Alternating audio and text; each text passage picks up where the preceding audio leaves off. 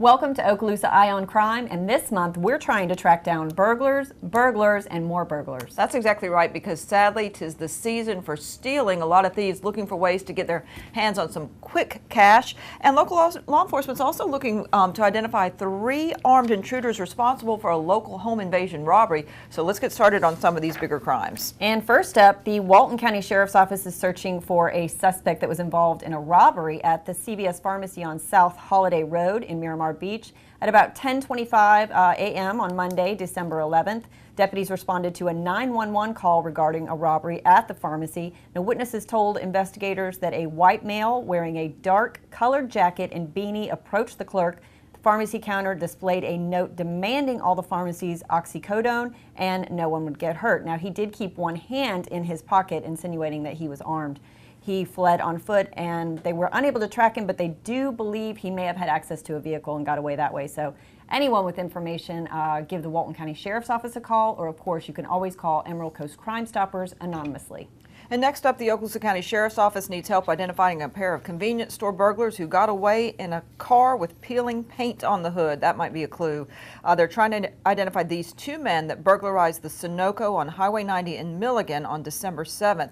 They got an alarm around 3:18 in the morning and discovered the 2 men had forced entry, and both appeared to be black males, one wearing a black hoodie and the other a black jacket over an orange hoodie. One of the suspects was about 5'11" and appeared to have a short beard, and they both left in a dark-colored vehicle, possibly a late 90s model Pontiac or Cadillac, with peeling paint on the hood.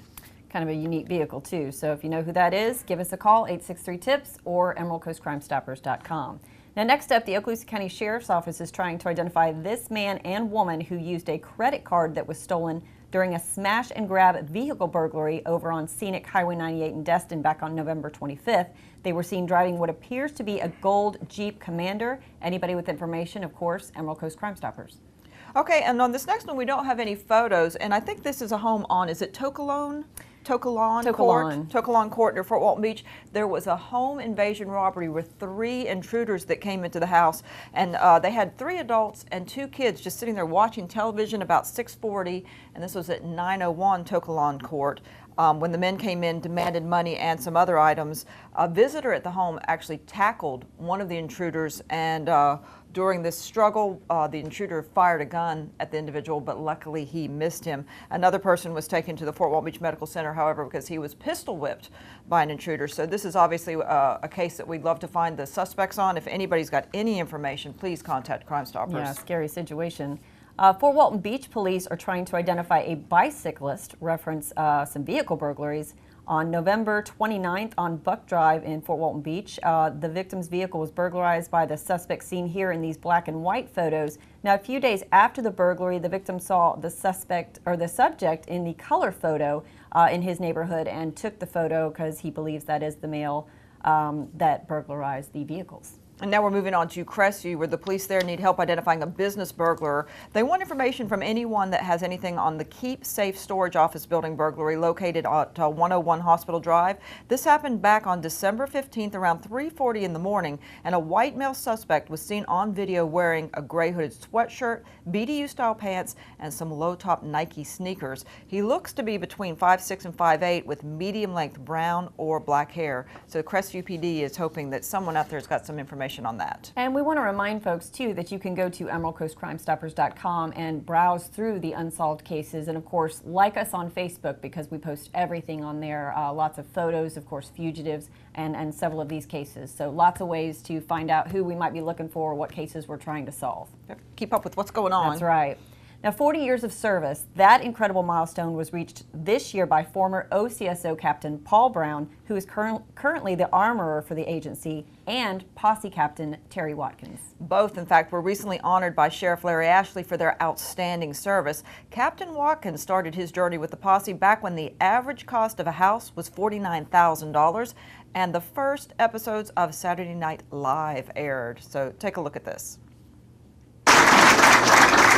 That's pretty exceptional, my friend. Yeah, but it's only part-time, so I only really got 20. Believe me, I know different.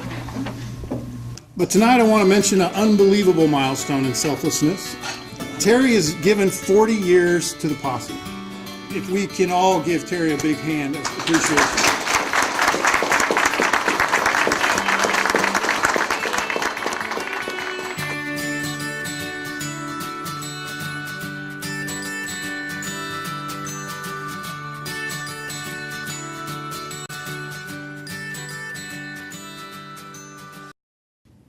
And quickly, we also want to congratulate some new posse members and graduates that were recently sworn in.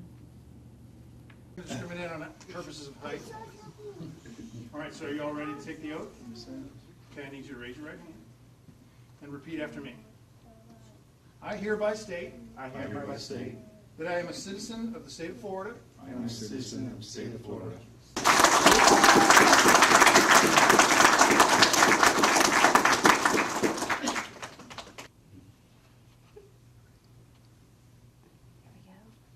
We have a medic on standby.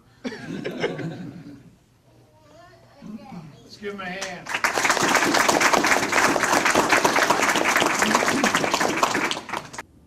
And a big thank you to all of our posse members for what they do, not only for the Okaloosa County Sheriff's Office, but our community. Yeah, I was saying if you had to put a price tag on what Captain Terry Watkins has contributed to taxpayers over the last 40 years, if he had been paid, you're talking about a substantial sum of thousands Absolutely. upon thousands of dollars. So kudos to him. And we're going to switch gears now. We're going to go down the first list of fugitives that law enforcement is searching for. And first up is a new face to the show, Eric Nathan Reynolds. He's 29 years old. He's wanted for felony battery and violation of probation for aggravated stalking and burglary, last known to live in Crestview. Also looking for Dusty Lee McQuiston, 31 years old, wanted for violating probation on charges of resisting arrest, battery on a law enforcement officer, and possession of a controlled substance. His last known address was on Whitmer Ranch Road in Laurel Hill.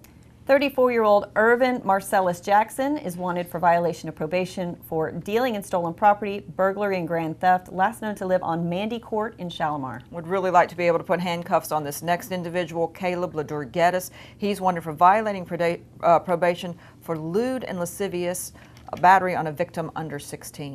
And 25-year-old Cody Michael Weishar, I'm not sure if I'm saying that right, wanted for violation of probation for felony battery, last known to live on Oakland Circle in Fort Walton Beach. Reginald Dwayne Muse, still on our list, wanted for VOP for grand theft, burglary, and aggravated stalking. And the Walton County Sheriff's Office is still looking for Chad Alford for aggravated assault and cause cruel death, pain, or suffering to an animal, last known to live on Powell Drive in Niceville. And he's been on here a while. We'd love to get him in handcuffs as well. Also is trying to track down Dennis Frederick Taylor Jr. He's wanted for failure to appear on charges of fraud and providing false information to obtain unemployment compensation. Taylor's last known address was on Brook Street in Fort Walton Beach. William Brian Harnish, who's last known to live in Freeport, he's wanted for violation of probation for possession of a controlled substance and possession of drug paraphernalia. Still trying to find Todd Eric Logan. He's wanted for uttering a forged banknote. He was last known to live in Miramar Beach. 20-year-old Leanne Summer Lawson, she's wanted for violation of probation for possession of cocaine, last known to live on Cybert Avenue out in Destin. And also, Lucas Lorenzo Williams is still on the list. He's wanted for armed robbery. That robbery took place back on October 27th, 2016 in Defuniak Springs. And Defuniak Springs police are searching for Jonathan James Lucas, and he's wanted for armed robbery.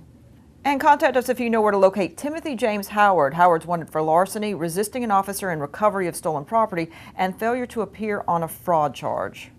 And last up on this list is 57-year-old Stephen Sherman, and he's wanted for extortion or threats, last known to live on Vinings Way in Destin. And of course, these people are wanted as of today's taping date, which is December 20th, 2017. That's right.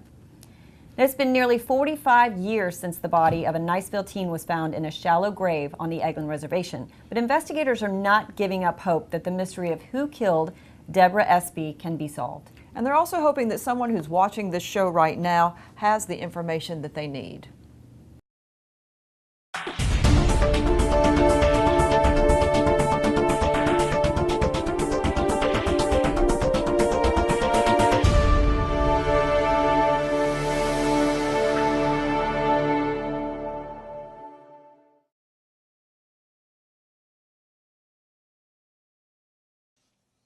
Investigator Michael Smith says 19-year-old Deborah Espy was a quiet, all-American girl, but the Niceville resident's life came to a violent end back on March 12, 1973.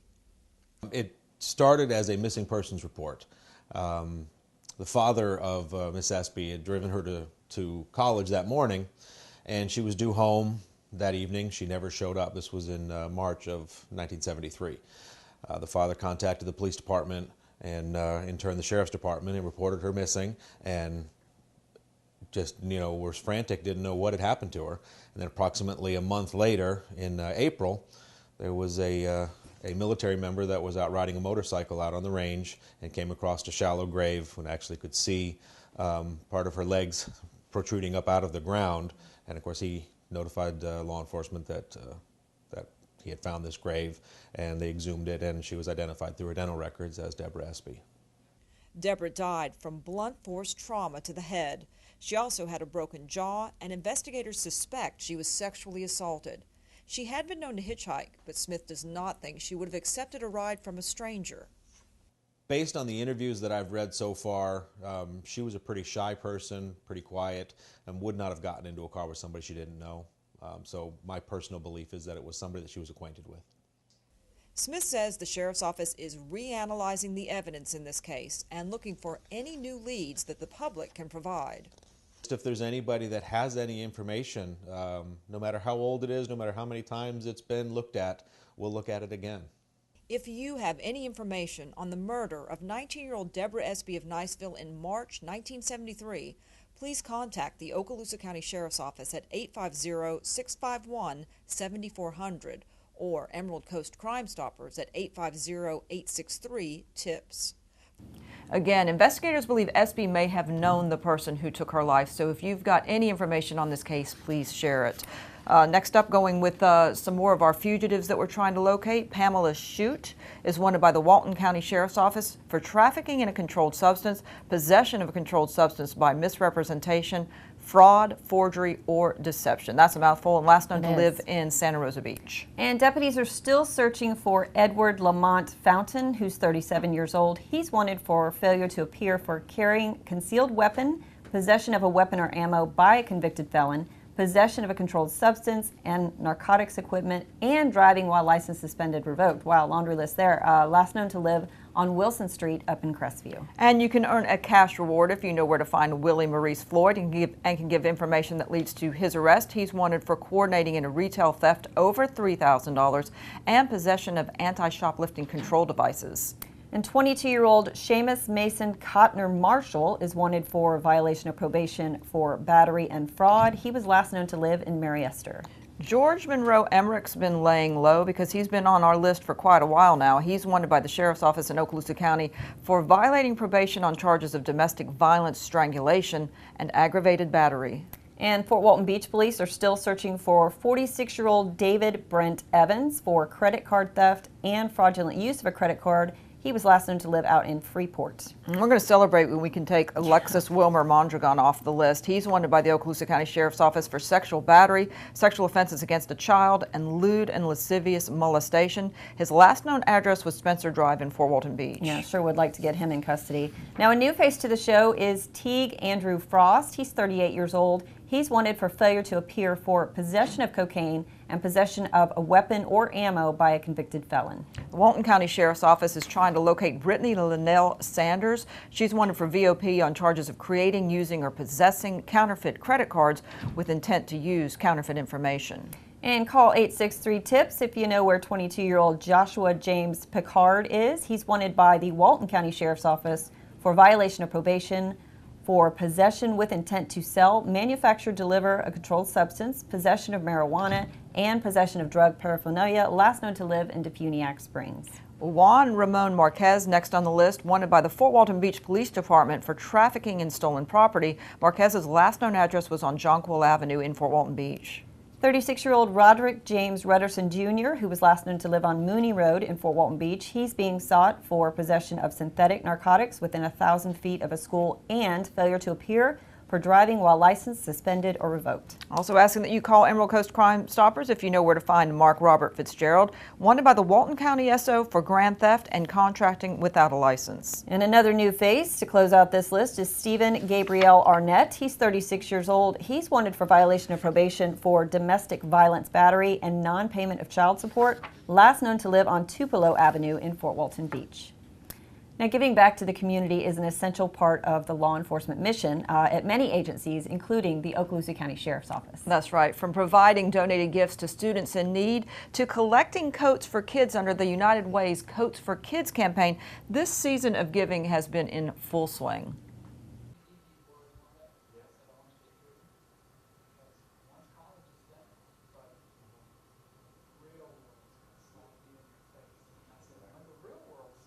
A cause every year, and this is certainly one that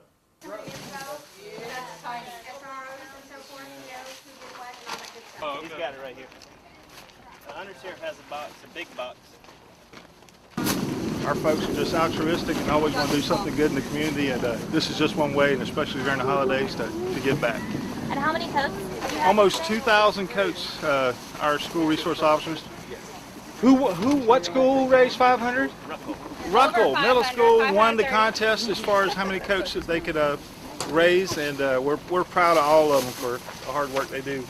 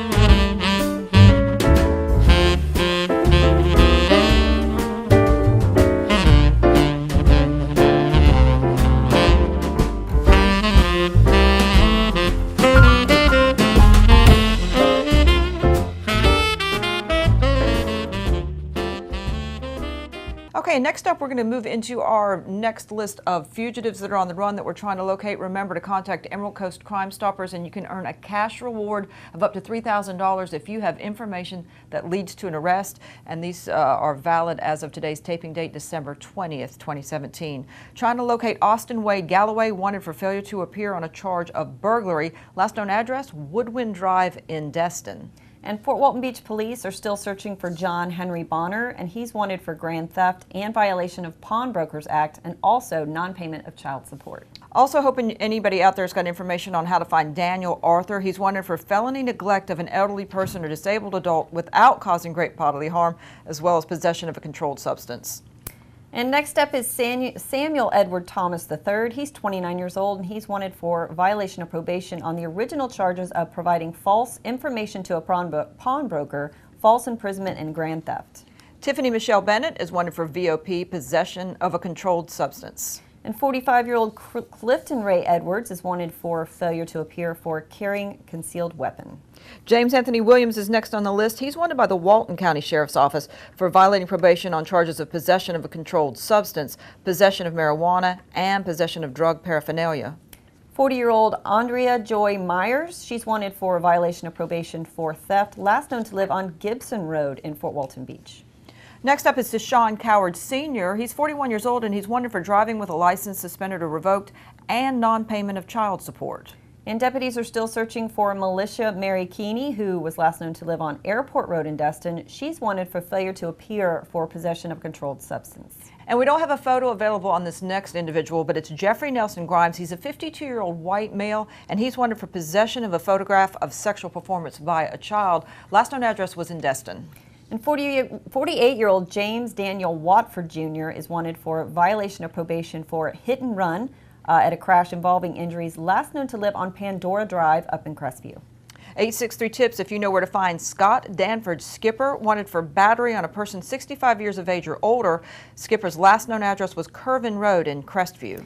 And another new face to the show this month who's wanted by the Walton County Sheriff's Office, that's Wesley Adam Thompson, and he's wanted for aggravated assault with a deadly weapon, domestic battery, and child abuse. And starting to wind down with Ricky Joe Hawkins Jr., he's wanted for VOP improper exhibition of a weapon, last known to live on Northwest Racetrack Road in Fort Walton Beach. And last but certainly not least is Billy Leon Thorne. He's 38 years old, and authorities are looking for him for sexual battery and aggravated battery. He was last known to live on Live Oak Church Road in Crestview. And it's hard to believe it's almost 2018, but the board of directors for Emerald Coast Crime Stoppers is already in the planning stages for our next annual crawfish boil, which is planned for April sometime, and we will be looking for sponsors. So keep an eye on not only our Facebook page, but our website, especially if you're interested in being a sponsor. We're looking forward to it. It was wonderful last year, and we're looking forward to next year. And speaking of fundraisers, we actually have the Emerald Coast Challenge coming up. Now, this is a motorcycle skill and training seminar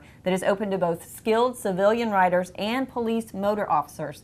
So it's going to be April 26th through the 28th out at the Boardwalk. It's going to be hosted by the Okaloosa County Sheriff's Office and Emerald Coast Harley-Davidson. All of the proceeds from this event will benefit the Okaloosa Sheriff's Star Charities, which of course helps our internal folks here at the Sheriff's Office. So keep an eye out for that. You can visit their Facebook page as well as go to sheriff-okaloosa.org, and there's lots of information on there as well. But it's going to be a really, really fun event. Great venue for it out there at the Boardwalk. So, and hoping for good weather. Yes. Hoping for good weather this time. Yes. But that's going to do it for us. Thank you so much for joining us, and we will see you next time.